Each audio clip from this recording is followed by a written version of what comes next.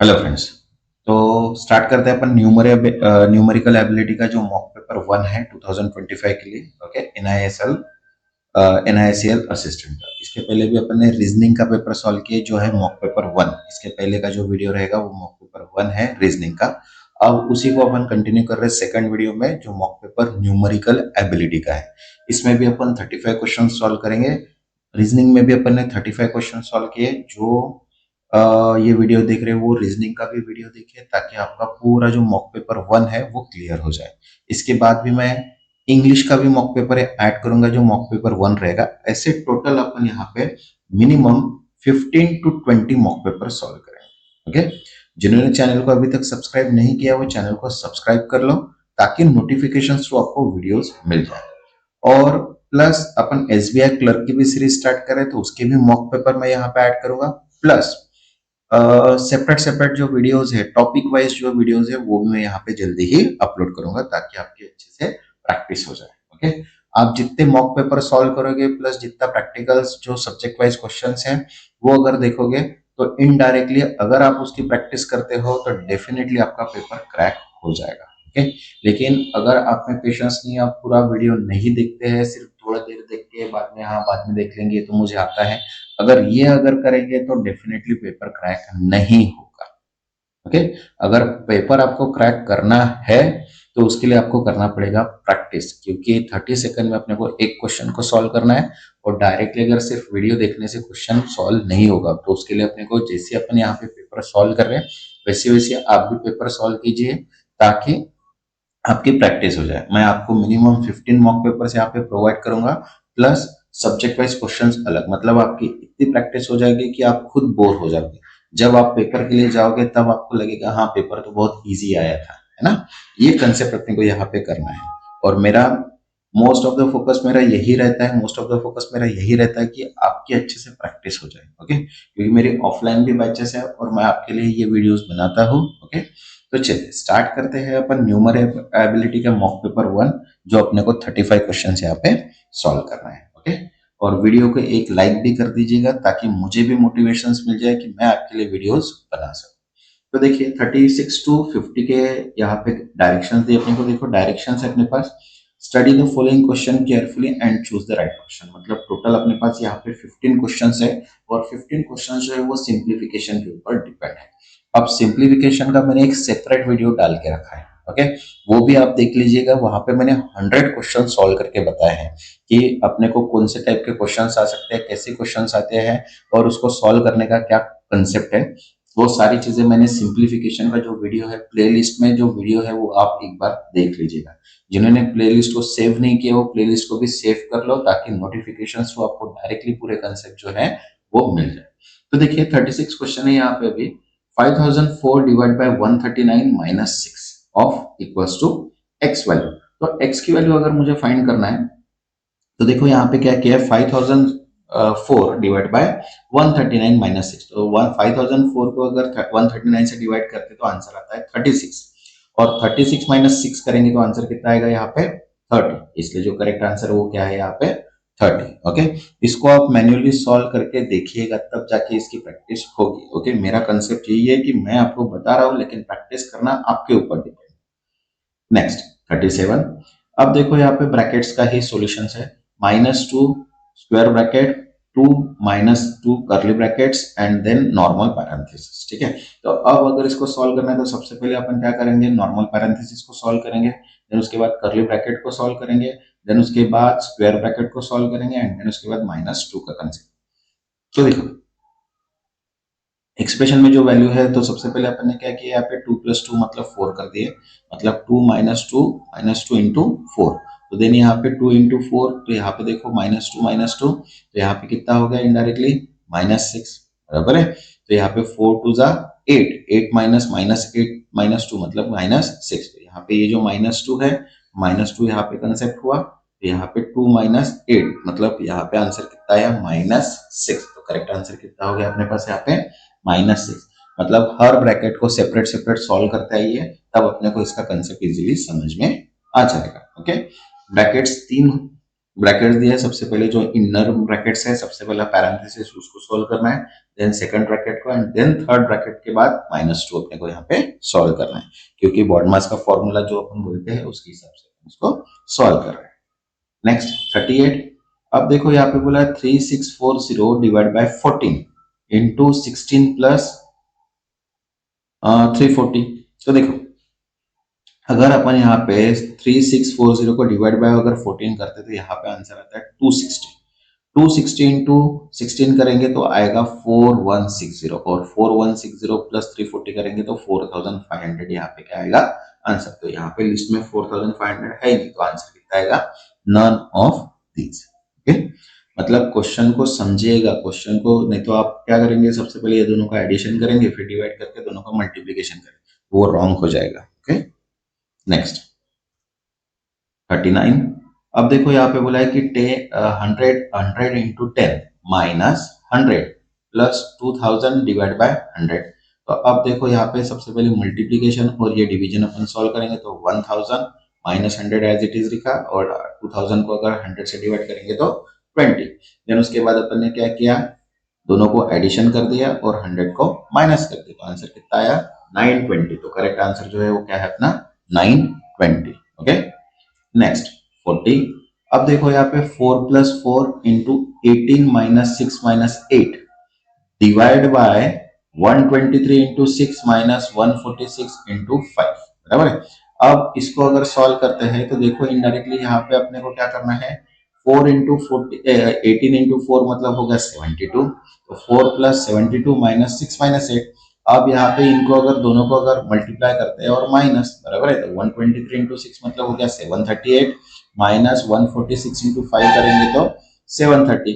तो इसको अगर माइनस करते तो देखो यहाँ पे 76 माइनस 14 डिवाइड बाय 8, तो इसका जो आंसर आएगा वो कितना आएगा? 7.75। तो करेक्ट आंसर कितना हो गया? 7.75। नेक्स्ट 41। अब देखो यहाँ पे बोला है कि 180 into 15 minus 12 into 20 divide by 140 into 8 plus 2 into 55। तो एज पर बॉडमास फॉर्मूला सबसे पहले दोनों का मल्टीप्लीकेशन करो, इन दोनों का मल्टीप्लीकेशन माइनस करो, देन इन दोनों का मल्टीप्लीकेशन और इन दोनों का मल्टीप्लीकेशन करके प्लस कर दो। देखो यहाँ पे जो आंसर आ रहा है अपने पास कितना आ रहा है? 2460 divide by 1230 equals to 2। Manually solve करोगे थोड़ा टाइम लगेगा, लेकिन प्रैक्टिस होंगी तो बहुत बेटर होगा। ठीक है, नेक्स्ट इसका आंसर कितना है? 2। नेक्स्ट 42। अब देखो यहाँ पे 5 into 5/6 minus 3 into 8/9 minus x equals to 1। तो अब इसको अगर सॉल्व करना है तो कैसे सॉल्व करना है इसको? देखो 6 into 5 plus 5 minus 3 into 9 plus 8 minus x equals to 1। तो यहाँ पे कितना आ जाएगा? 5 इंटू 6 मतलब 30, 30 प्लस 5 मतलब 35, 35 डिवाइड बाय 6 माइनस यहाँ पे कितना आ जाएगा? 3 9 27, 27 प्लस 8 मतलब 35, 35 divide by 9 minus x equals to 1, बराबर है। यहाँ पे अगर वैल्यू डिफाइन करते हैं तो x इक्वल्स टू कितना आ रहा है? 35 divide by 6 minus 35 divide by 9 equals to -1। Okay, तो इसको अगर इक्वेशनली अगर अपन सॉल्व करते हैं तो यहाँ पे देखो अपने पास वैल्यू कितनी आ रही है अभी? 35 डिवाइड बाय 6 माइनस 44, क्योंकि इसको अपन ने ये जो प्लस है इसको अपन ने इधर लाके क्या किया, 1 को ऐड कर दिया, तो यहाँ पे देखो 105 माइनस 88 डिवाइड बाय 18, तो आपका आंसर कितना आया? 17/18। Okay, next 43। अब देखो यहाँ पे 6 into 5/6 into 5 1/3 plus 17 2/3 into 4 1/2 equals to x। तो इसको भी सेम तरीके से सॉल्व करना है अपने को, multiplication plus multiplication plus multiplication plus and multiplication plus. Okay, तो देखो यहाँ पे कितना आया? 41 divide by 6 into 16 divide by 3 into 53 divide by 3 into 9 divide by 2। तो अब यहाँ पे अगर कॉमन देखते हैं तो यहाँ पे देखो कितना आया इनकी addition? 328 divide by 9 plus 159 divide by 2। Okay, तो यहाँ पे अगर इसको ऐड करने के बाद मल्टीप्लीकेशन अगर करते हैं तो देखो कितना आ रहा है? 115 डिवाइड बाय इंटू 17/18। तो यहाँ पे इसका आंसर नहीं है, मतलब क्या है? None of this. Okay, next 44। अब देखो यहाँ पे 3 of 8 3/8 of 168 into 15 divide by 5 plus X equals to 549 divide by 9 plus 235, बराबर है। तो यहाँ पे ऑफ ऑफ मतलब क्या हो गया, मल्टीप्लीकेशन। तो यहाँ पे क्या है, 3/8 इंटू 168, बराबर है। इसको अगर डिवाइड करते हैं तो 2 इंटू 1 मतलब 21, 21 इंटू 3 मतलब 63। तो यहाँ पे देखो 63 आया। देन 55 डिवाइड बाय 5 मतलब इनडायरेक्टली हो जाएगा 3 प्लस एक्स, ए मतलब यहाँ पे अपन ने एक्स एज्यूम की, इक्वल्स टू 549 डिवाइड बाय 9 मतलब इनडायरेक्टली यहाँ पे कितना हो जाएगा 61 प्लस 235। तो अब यहाँ पे इसको अगर मल्टीप्लाई करते हैं तो 63 इंटू 3 मतलब 189 प्लस ए, और यहाँ पे दोनों की एडिशन करेंगे 61 प्लस 235 मतलब 296। तो अब यहाँ पे यह वैल्यू क्या हो जाएगी माइनस, तो a इक्वल्स टू कितना है 107, मतलब x की जो वैल्यू यहाँ पे अपन डिफाइन कर रहे हैं वो कितना है 107। पेशेंस के साथ अपन इसको सॉल्व करेंगे तो आंसर आ जाता है। Okay, next 45। अब 5 2/3 divide by x 5/6 equals to 2। तो सेम यहाँ पे 5 इंटू 3 इंटू 5 प्लस 2 मतलब 15 प्लस 17/3, और यहाँ पे x वैल्यू डिफाइन करना है प्लस 5/6 इक्वल्स टू 2। तो देखो यहाँ पे अपन ने क्या कर दिए कि वैल्यू को डिफाइन कर दिए, तो यहाँ पे अपन ने एज्यूम किया y। ओके, तो 17/3 डिवाइड बाय 5/6 इक्वल्स टू 2। तो यहाँ पे 5/6 इंटू y मतलब यहाँ पे कितना है 5/17/3 इंटू 1/2 इक्वल्स टू 17/6। तो 17/6 मतलब इनडायरेक्टली कितना हो गया 2 ऑफ 5/6। तो y की वैल्यू कितनी आई यहाँ पे 2। ओके, तो करेक्ट आंसर कितना हो गया यहाँ पे 2।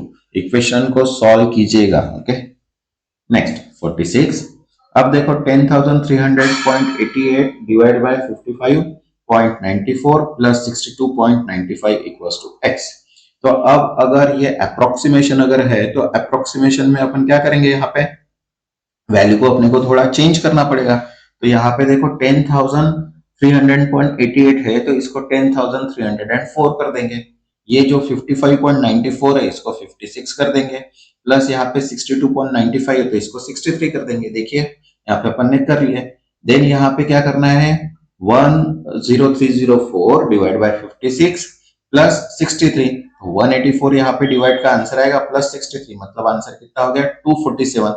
करेक्ट आंसर कितना आ गया यहाँ पे 247। Okay, next 47। देखो क्या बोला है कि 21 प्लस 3.9 प्लस 2.9 प्लस 8.99।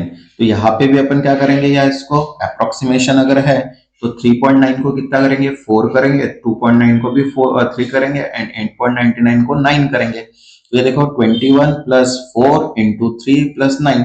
तो यहाँ पे सबसे पहले मल्टीप्लीकेशन सॉल्व होगा, मतलब 4 इंटू 3 मतलब 12, 21 प्लस 12 प्लस 9। तो आंसर कितना आ जाएगा यहाँ पे 42। तो करेक्ट आंसर कितना आ गया 42। नेक्स्ट 48। अब देखो रूट की वैल्यू डिफाइन की है, रूट 12 13 21 डिवाइड बाय 36.27। तो अब ये 12 321 जो है ये 111 मतलब 111 का क्या है यहाँ पे स्क्वायर है, और 36 तो ये पता ही है अपने को 6 का स्क्वायर है। तो इनडायरेक्टली यहाँ पे डिवाइड करने के बाद आंसर कितना रहा है 18.5 मतलब 111 डिवाइड बाय 6। तो यहाँ पे कितना आंसर आ जाएगा अपने को इनडायरेक्टली 18.5। Okay, next 49।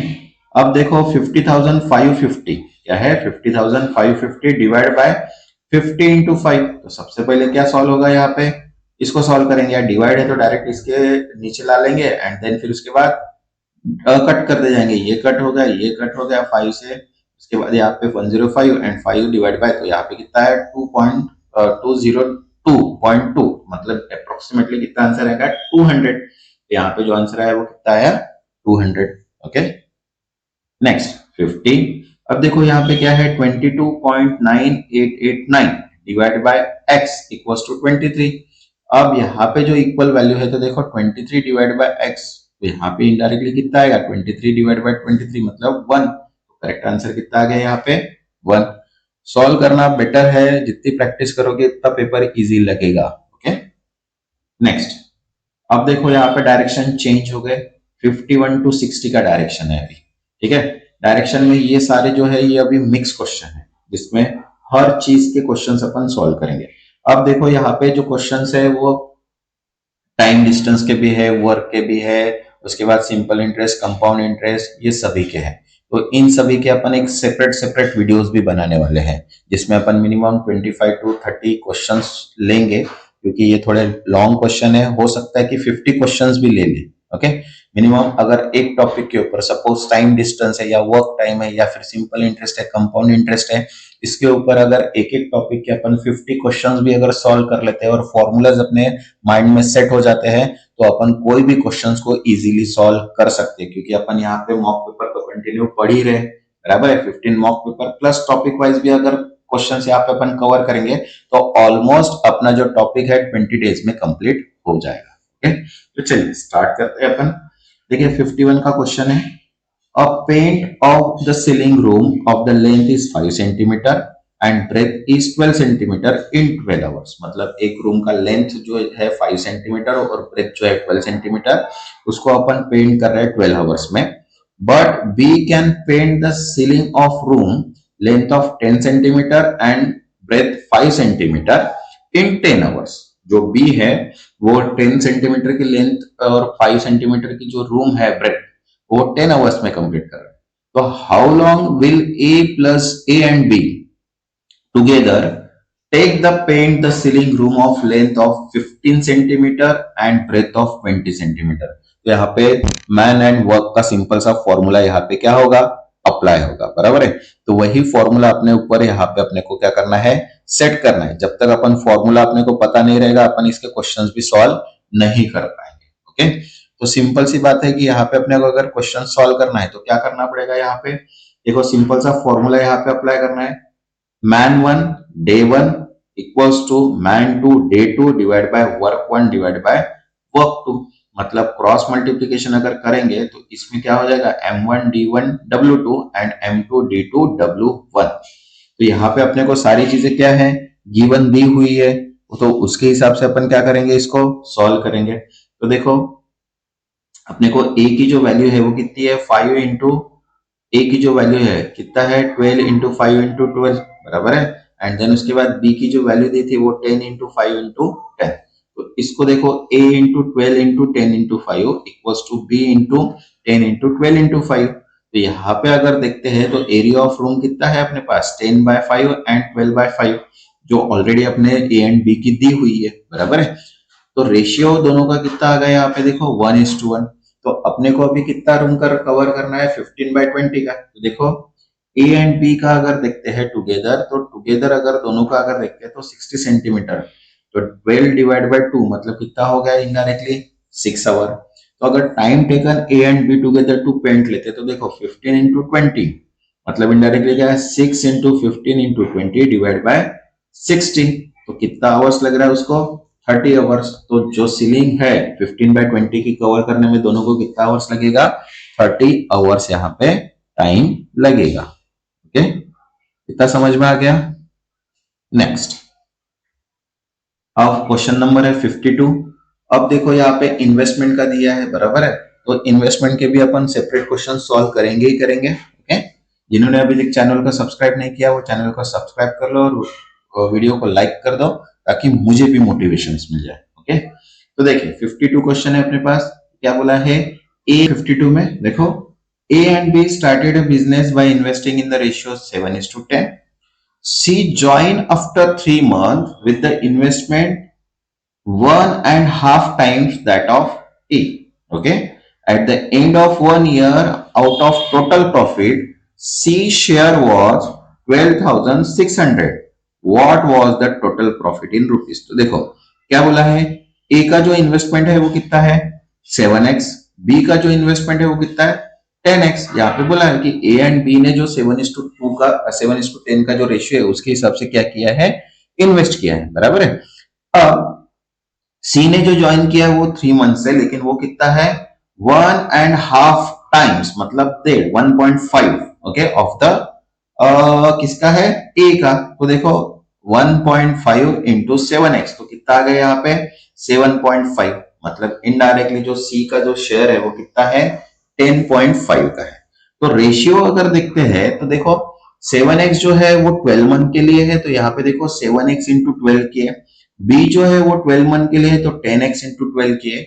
और जो सी है वो 3 मंथ के बाद ज्वाइन हुआ है, मतलब 12 माइनस 3 मतलब 9, तो इसके लिए 12.5 इंटू 9 यहाँ पे अपन ने क्या किए, ले लिया। तो इसका रेशियो देखो 28:40:31, और तीनों को अगर प्रॉफिट हुआ, सॉरी, तो सी का जो रेशियो है वो कितना है 12,600, तो यहाँ पे देखो 12,600 जो है वो 31.x है, तो यहाँ पे जो x की वैल्यू डिफाइन हुई है वो कितनी आई 400। तो यहाँ पे अगर टोटल प्रॉफिट अगर देखते हैं तो 7x इंटू 4 मतलब 28, देन उसके बाद 10 इंटू 4 मतलब 40, एंड देन उसके बाद 10.5 इंटू 4 मतलब कितना हो जाएगा यहाँ पे 400, मतलब इनडायरेक्टली 31.5 बराबर है। तो यहाँ पे टोटल कितना आ रहा है 99.5, तो यहाँ पे 99.5 पॉइंट इंटू 400, तो 39,800 के आगे इसका ओवरऑल प्रॉफिट, मतलब तीनों का शेयर अगर देखते हैं प्रॉफिट का तो वो कितना आया 39,800। ओके, ये इन्वेस्टमेंट का क्वेश्चन है, इसको आप एक बार फिर से सॉल्व करके देखिएगा और तब जाके आपकी प्रैक्टिस जो है वो इजीली हो जाएगी। Okay, next 53। अब 53 देखो यहाँ पे बोला है normally bakery shop owner sell the pack of 16 biscuit for ₹50. In peak hour, he sell the pack of same 12 biscuit for the same price, मतलब 16 बिस्किट का पैकेट अगर वो 15 रुपीज का बेच रहा था, बराबर है, लेकिन पीक सीजन में वही 12 बिस्किट का पैकेज वो सेम प्राइस मतलब 50 रुपीज में बेच रहा है, बराबर है। तो यहाँ पे बोल रहा है कि how much above the normal price is selling price is peak hour. तो देखो नॉर्मल प्राइस अगर देखते हैं तो 50 डिवाइड बाय 16 ये नॉर्मल प्राइस है उसकी। पीक आवर में प्राइस अगर देखते हैं तो 15 डिवाइड बाय 12 हो रहा है, बराबर है। तो यहाँ पे रिक्वायर्ड परसेंटेज अगर निकालना है तो 15 divide bye 12 minus 15 divide bye 16 into 100 into 15 divide, मतलब यहाँ पे अगर देखते हैं तो यहाँ पे कितना आ जाएगा 100 डिवाइड बाय 15 डिवाइड बाय 16 इसके परसेंटेज के ऊपर, तो यहाँ पे 12 बराबर है 4 divide by 12 into 16 into 100 into 16, तो यहाँ पे जो करेक्शन आएगा वो कितना आएगा 100/3 मतलब 33.33% इसका क्या आ गया करेक्ट आंसर आ गया। Okay, next 54। अब 54 में देखो यहाँ पे Pallavi got marks in physics and chemistry in the ratio of 4:5 respectively. In chemistry, her mark were 30 more than physics, and the average mark received by her in physics, chemistry and maths together 180. How many mark did she get in maths? तो देखो अब पल्लवी को जो physics and chemistry का ratio है वो कितना है, फिजिक्स है 4x एंड केमिस्ट्री जो है वो है 5x। अब इन दोनों का अगर डिफरेंस अगर देखते हैं तो वो कितना दिया है, केमिस्ट्री हर मार्क्स इज 30% मोर बोला है, तो दोनों का डिफरेंस ही होता है 5x माइनस 4, तो x की जो वैल्यू आई वो कितनी आई यहाँ पे 30। अब दोनों की सम अपने को दी है 180, तो देखो सम ऑफ फिजिक्स एंड केमिस्ट्री तो 9 प्लस x 9 प्लस वाई, तो यहाँ पे कितना है 180, तो 180 इंटू 3 मतलब कितना हो गया इनडायरेक्टली 540। तो y के जो मार्क्स है वो कितना है यहाँ पे देखो 270 प्लस वाई इक्वल्स टू 540, तो 540 माइनस 270, तो आंसर कितना आया 270। तो करेक्ट आंसर जो आएगा, मतलब मैथ्स में अगर उसके मार्क्स देखते हैं तो वो कितने हैं 270, बराबर है। क्योंकि तीनों के मार्क्स दिए तो तीनों के मार्क्स मिला के अपन ने दोनों के मार्क्स क्या कर दिए यहाँ पे माइनस कर दिए, बराबर है। तो टोटल मार्क्स अगर देखते हैं तो 180 है, तो 180 इंटू 3 मतलब 3 सब्जेक्ट के हिसाब से 540 हो गया। एंड देन उसके बाद 9x जो अपने को वैल्यू दी थी, तो 9x मतलब कितना 9 इंटू 30 मतलब 270, तो 540 माइनस 270 मतलब 270 मार्क्स उसके क्या हो गए मैथ्स के सब्जेक्ट के। Okay, next 55। The simple interest received on the sum of money at the end of 10 years is twice the principal at the same interest rate. What would be the ratio of principal and compound interest received at the end of 2 years? अब यहाँ पे compound interest अपने को निकालना है और simple interest भी निकालना है, बराबर है। तो दोनों के फॉर्मूले अपने को पता होने चाहिए कि कंपाउंड इंटरेस्ट का फॉर्मूला क्या है और सिंपल इंटरेस्ट का फॉर्मूला क्या है। इसके भी अपन सेपरेट वीडियोस बनाने ही वाले हैं, बराबर है। तो देखो यहाँ पे क्या किया अपने को कि अपने को अभी अमाउंट तो पता नहीं है, तो अपन उसको मान लेते हैं कि 100x मेरे पास क्या है, प्रिंसिपल। अब सिंपल इंटरेस्ट अगर निकालते हैं तो कितने ईयर के लिए, ट्वाइस ऑफ प्रिंसिपल बोला है, 10 इयर्स के लिए, बराबर है। तो 2 इंटू 100 मतलब कितना होगा यहाँ पे 200। तो सिंपल इंटरेस्ट अगर निकालते हैं तो देखो 200 इक्वल्स टू प्रिंसिपल अपने पास 100x into R into 10 divide by 100। तो जो आर है वो अपने पास कितना आया 20% का। Then compound interest on rupees 100 of 2 years. तो यहाँ पे अगर कंपाउंड इंटरेस्ट निकालते तो principal into 1 plus R divide by 100 of N minus यहाँ पे वैल्यू। तो यहाँ पे अगर रिक्वायर्ड रेशियो अगर देखते हैं तो वो आया 100:44। तो यहाँ पे 25:11 इसको डिवाइड करेंगे तो कितना आ जाएगा 25:11। तो करेक्ट आंसर जो रेशियो है कंपोनेंट इसका वो कितना आया 25:11 का रेशियो यहाँ पे सेट हुआ। Okay, next 56। अब देखो यहाँ पे बोला है the uniform speed of motor boat in upstream is 12 kilometre per our and its downstream is speed at 18 kilometer per hour. Okay, the motorboat goes from point P to point Q in the upstream and return the same distance in downstream. What is the average speed of entire journey? Okay, तो देखो total distance अगर P to Q अगर देखते तो वो दिया नहीं है तो वो x मान लेते हैं। टोटल टाइम देखते हैं अपस्ट्रीम के लिए तो 12 किलोमीटर पर आवर, तो x डिवाइड बाय 12 हो गया। डाउन स्ट्रीम के लिए कितना दिया है अपने को 18 किलोमीटर दिया है, तो x बाय 18 डाउन किलोमीटर हो गया। तो देखो एवरेज स्पीड का formula 2x divide by x by 12 plus x by 18।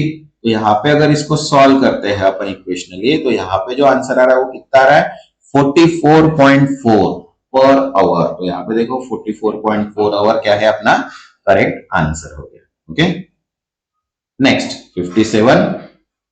अब यहाँ पे स्पीड एंड डिस्टेंस का क्वेश्चन है। देखो क्या बोला है at the speed of 60 kilometre per hour a motorcyclist can catch the train running in the same direction in 3 hours and he passed train completely in the next 15 minutes. Okay, if the length of train is 200 meter, how much distance did the train travel from the time when the motorcyclist started chasing it? तो देखो motorcyclist पास कितना हो रहा है 15 minute में पास हो रहा है, बराबर है।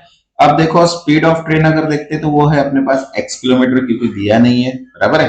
रिलेटिव स्पीड अगर देखते तो वो अपने पास 60 दिए है, 60 माइनस x मतलब 60 माइनस x पर आवर हो गया। तो डिस्टेंस अगर देखते तो डिस्टेंस का फॉर्मूला क्या है अपने पास स्पीड इंटू टाइम। तो डिस्टेंस अपने पास देखो यहाँ पे कितना है 200 metre, length of train divide by 1000 क्योंकि इसको किलोमीटर में है इक्वल्स टू 0.2।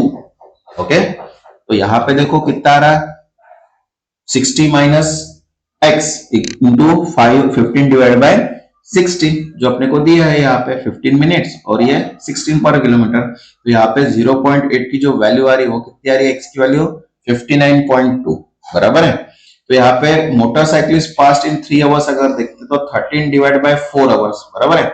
तो टोटल डिस्टेंस ट्रैवल अगर देखते हैं 13/4 आवर्स के लिए तो 59.2 इंटू 13 डिवाइड बाय 4 तो कितना आंसर आ रहा है 192.4 किलोमीटर। नेक्स्ट 58। अब देखो यहाँ पे क्या बोला है at present 5 times the age of Rahul is equal to 3 times age of Rocky. Okay, the age of Rocky's wife is 5 years less than that of Rocky. Okay, 5 years ago, the ratio of age of Rahul and Rocky wife was 2:3. At present age, what is the average age of Rahul, Rocky and his wife? तो देखो present as क्या बोला है कि जो राहुल की age है 5 times age of Rahul is equal to 3 times age of Rocky. तो देखो अब यहाँ पे अगर देखते हैं तो राहुल का एज एंड रॉकी का एज जो है वो कितना है 3:5 क्योंकि यहाँ पे 5 टाइम्स एंड 3 टाइम्स बोला है मतलब 3:5 क्या हो गया उसका रेशियो हो गया। अब राहुल का अगर एज देखते हैं तो वो कितना है 3x है और रॉकी का जो है वो कितना है 5x है। तो एज ऑफ रॉकी के वाइफ अगर देखते हैं 5 years ago वो कितना था, sorry, the age of Rocky wife is 5 year less than Rocky, मतलब indirectly age of Rocky wife अगर देखते हैं तो 5x माइनस 5 years हो गया। Then 5 years ago Rahul age जो है मतलब 3x माइनस 5, एंड यहाँ पे रॉकी की जो वाइफ है वो 5x माइनस 5 माइनस 5, वो कितना दिया है यहाँ पे 2:3। तो यहाँ पे देखिए इक्वेशन क्या क्रिएट होगा, 3x minus 5 divide by 5x minus 10, 5 minus 5 minus 5, तो यहाँ पे 10 डिवाइड 2:3। यहाँ पे देखो क्रॉस मल्टीप्लीकेशन अगर करते हैं तो 9x minus 15 equals to 10x minus 20। तो x की जो वैल्यू आई वो कितनी है यहाँ पे 5x। तो यहाँ पे सम अगर देखते हैं तो 3x plus 5x plus 5x minus 5। तो यहाँ पे अगर सॉल्व करते हैं तो देखो कितना आ रहा है 60, एंड 60 डिवाइड बाय 3, क्योंकि एवरेज एज निकालना है। तो एवरेज मतलब यहाँ पे तीनों की सम कितनी है 60, एंड 60 डिवाइड बाय 3 करेंगे तो कितना आ जाएगा 20। तो यहाँ पे जो आंसर आएगा वो कितना आ गया 20 years। सॉल्व करके देखिएगा तभी प्रैक्टिस हो जाएगी। Okay, next 59। अब देखो यहाँ पे बोला है the difference between simple interest and compound interest. Okay, received the sum of money for 2 years at 18% per annum is 8,100.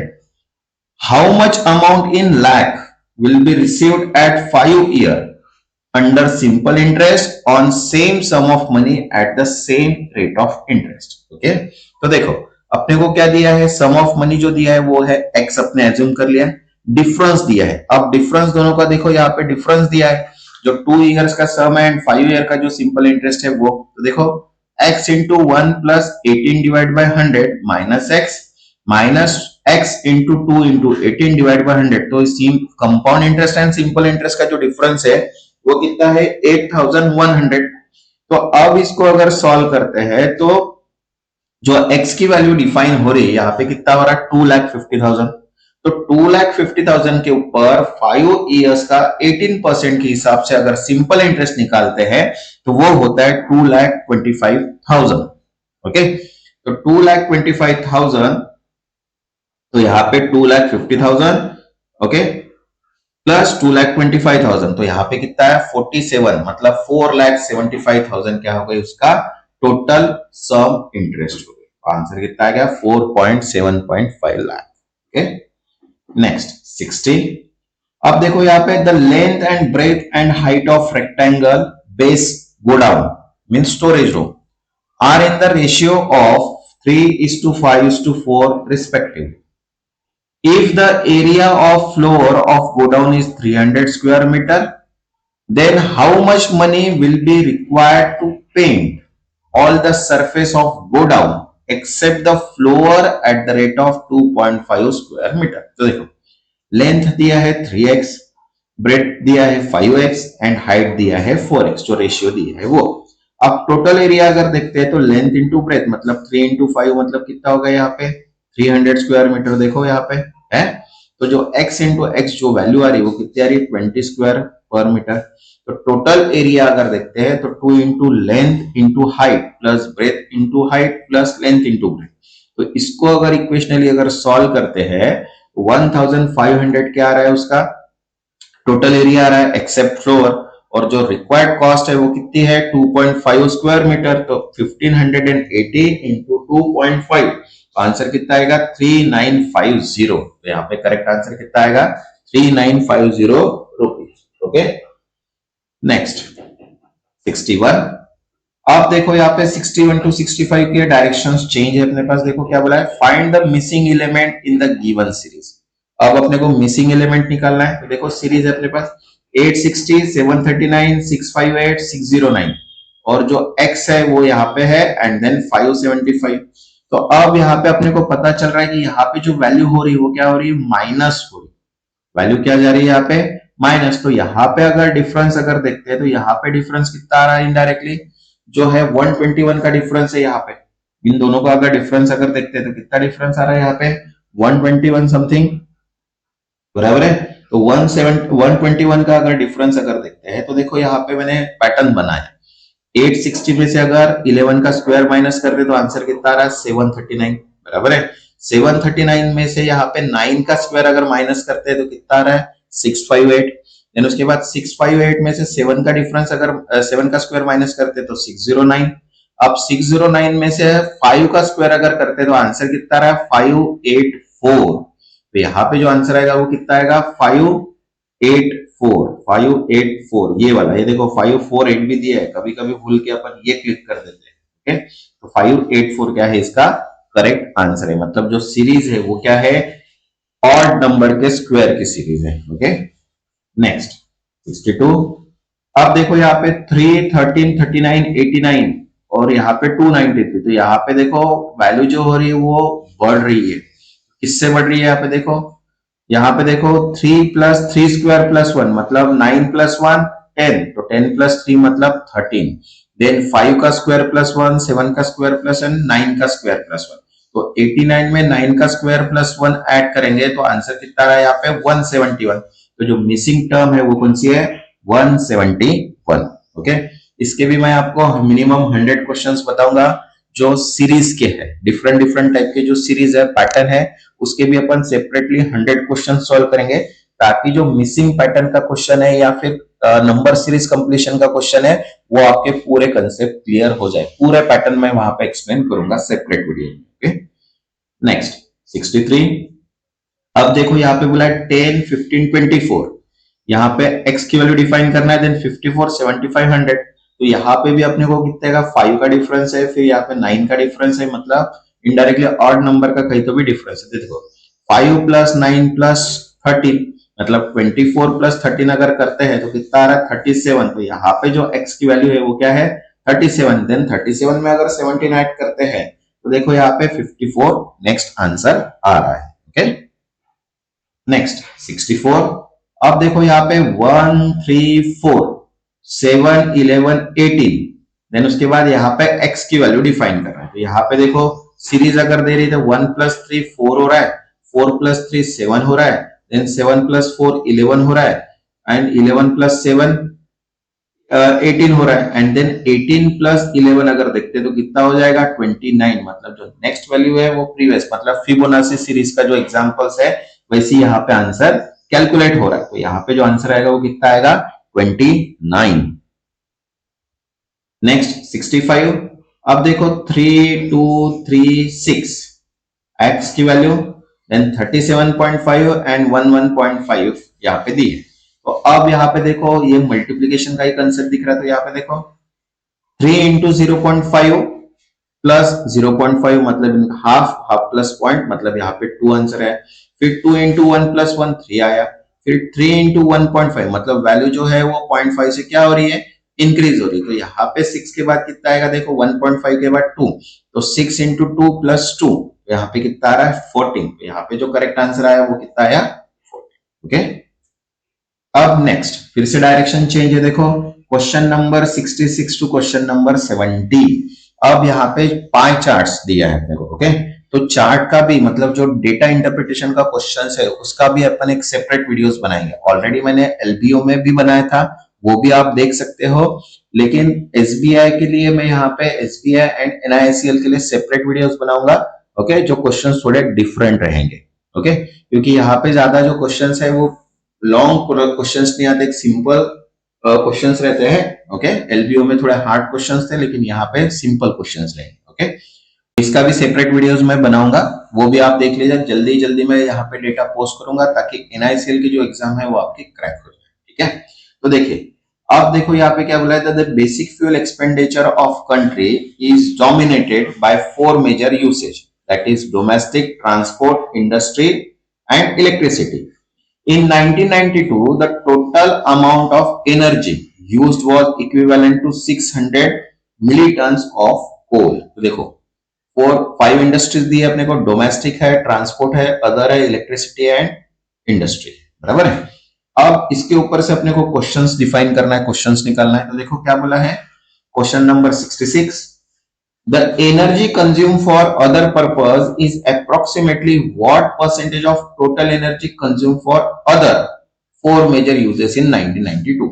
तो देखो सबसे पहले अगर एनर्जी अगर कंज्यूम करते हैं, ओके, तो यहां पे देखो एनर्जी अगर कंज्यूम कितनी है, टोटल एनर्जी कंज्यूम देखते हैं तो यहाँ पे देखो अपने को दी है एनर्जी फॉर अदर पर्पस के लिए, यहाँ पे दी है 20, बराबर है, energy for other purpose.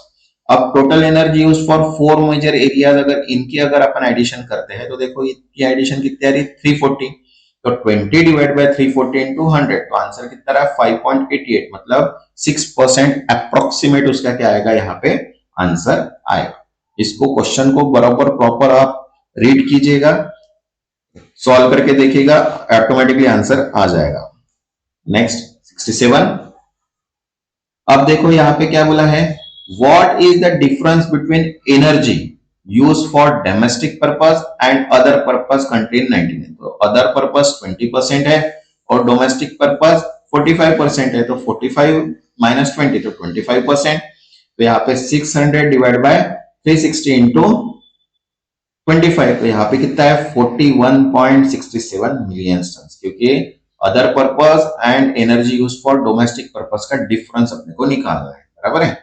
Next 68, अब देखो यहाँ पे बोला था difference between fuel consumption of industry and transport, तो इंडस्ट्री जो है वो 1110 है और ट्रांसपोर्ट जो है वो 180 है, बराबर है। तो इनडायरेक्टली अपने पास 60 मिलियन टन ऑफ कोल्स है, तो देखो 110 माइनस 80 तो कितना है 30, तो इनडायरेक्टली 600 डिवाइड बाय 360, 360 मतलब इन सब की टोटल इंटू 30, तो कितना आया 50 मिलियन टन, तो यहाँ पे 50 मिलियन टन क्या है इसका करेक्ट आंसर। नेक्स्ट 69, अब देखो यहाँ पे बोला है if the energy requirement of electricity in 1992 were 350 million tons, the amount of additional primary energy required होगी, तो देखो इलेक्ट्रिसिटी अगर देखते हैं तो इलेक्ट्रिसिटी को कितना है 105 है, और अपन अगर एज्यूम करते हैं तो 105 और 350 दिया है इक्वल्स टू 360 ऑफ एक्स, तो इसको अगर क्रॉस मल्टीप्लीकेशन अगर करते हैं तो कितना रहा 1200 मिलियन टन, और अपने पास कितना था पहले से 600, तो 1200 माइनस 600 तो 600 मिलियन टन जो है वो क्या है वहां पे कोल लगेगा। ओके नेक्स्ट 70, अब देखो if instead of coal oil has been used in industry purpose, if 1 ton of coal is equivalent to 3/4 ton of oil, what approximate amount of oil will be required in industry, तो देखो 1 ton coal के पीछे 3/4 मतलब कितना हो गया 0.75, तो 600 million ton, तो यहाँ पे क्या करेंगे 0.75 इंटू 600 तो कितना आया 450 मिलियन टन, तो इनडायरेक्टली 110, क्योंकि यहाँ पे क्या बोला है इंडस्ट्री पर्पस, तो इंडस्ट्री कितना है 110, तो 110 डिवाइड बाय 360 इंटू 450, तो आंसर कितना आएगा 137.5 मिलियन टन, तो यहाँ पे 137 है नहीं, तो यहाँ पे जो आएगा नन ऑफ दिस आंसर आएगा। ओके अब देखो नेक्स्ट जो वीडियो रहेगा वो अपन कंटिन्यू करेंगे इंग्लिश लैंग्वेज का, उसका मैं सेपरेट वीडियो बनाऊंगा, ओके क्योंकि उसके भी 30 क्वेश्चंस रहेंगे, तो उसका भी अपन सेपरेट वीडियो बनाएंगे। जिन्होंने अभी तक चैनल को सब्सक्राइब नहीं किया वो चैनल को सब्सक्राइब कर लो और वीडियो को लाइक कर दो ताकि मुझे भी मोटिवेशंस मिल जाए। ओके क्योंकि इंग्लिश का पेपर थोड़ा लॉन्ग है, पैसेज वाइज है, सभी क्वेश्चंस है, तो वो भी अपन इसमें क्या करेंगे अभी सॉल्व करेंगे नेक्स्ट वीडियो में। तब तक के लिए थैंक यू।